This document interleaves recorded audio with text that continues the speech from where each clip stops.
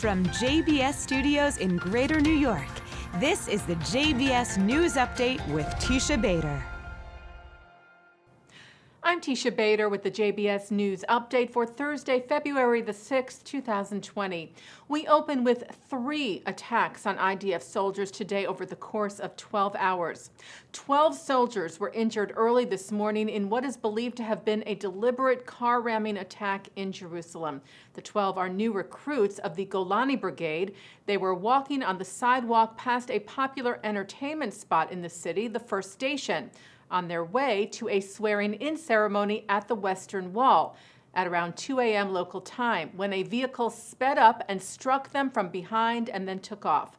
Most of the troops were lightly injured, but one soldier sustained serious injuries, and he underwent surgery today at Jerusalem's Shaarei Tzedek Medical Center. After an extensive manhunt today, a suspect was arrested by Israeli forces in the West Bank, though he is reportedly a resident of East Jerusalem. The ceremony, by the way, at the Western Wall went on as planned, with 9 of the lightly injured soldiers able to attend. The unit's commanding officer vowed that such terror will not break the spirit of the IDF nor the spirit of the State of Israel.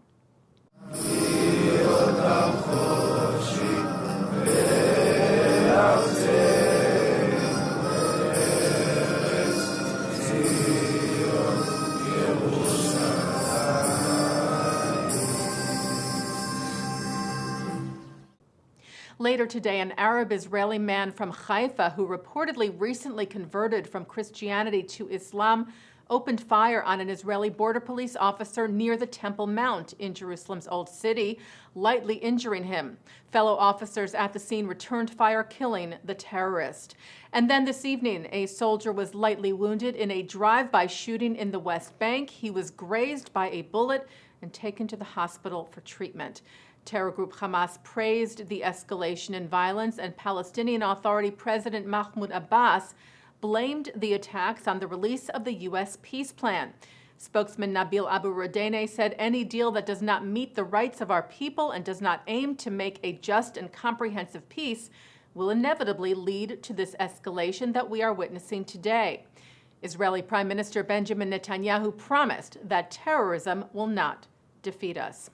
And the IDF is looking into the deaths of 2 Palestinian Authority police officers who were shot and killed in 2 separate clashes between Palestinian rioters and Israeli troops during the demolition of a terrorist home where IDF troops came under sniper fire in the northern West Bank city of Jenin this morning.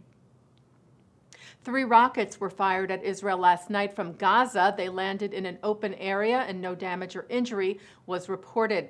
In response to the projectiles, as well as to more incendiary balloons flown into Israel from Gaza, Israeli aircraft hit Hamas tunnel infrastructure in the Gaza Strip. And as we reported to you, PA President Abbas is expected to address the UN Security Council next week in New York.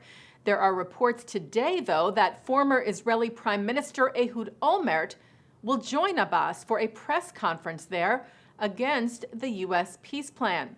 Veteran reporter Ehud Yaari of Israel's Channel 12 said that Olmert will hold a joint press conference with Abbas during a UN Security Council meeting in New York, where he will express his opposition to Trump's plan.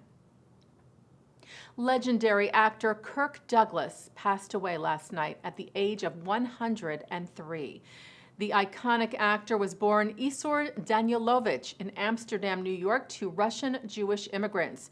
He performed in 87 films across his lifetime, including Lust for Life, The Bad and the Beautiful, 20,000 Leagues Under the Sea, and Spartacus. Nominated 3 times for an Academy Award and a recipient of a Lifetime Achievement Oscar, as well as a Presidential Medal of Freedom.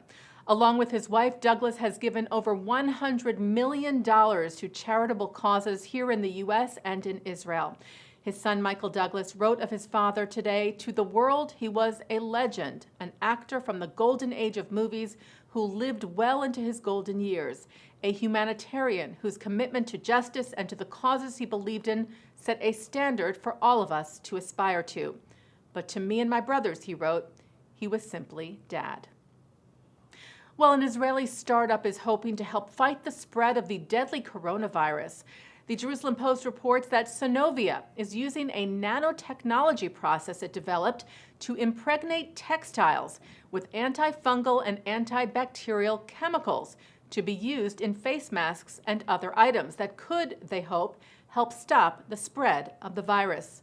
The startup has sent samples to the Chinese Academy of Sciences in Beijing for testing.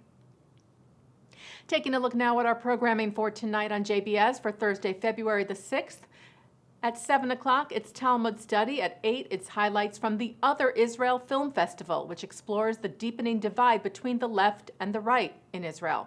At 9, Mark Golub sits down for part 2 of the L'Chaim interview with former chairman of the Conference of Presidents, Richard Stone. At 10, the mayor of the West Bank city of Efrat, Oded Ravivi, talks about how his community is seeking to build bridges, not barriers.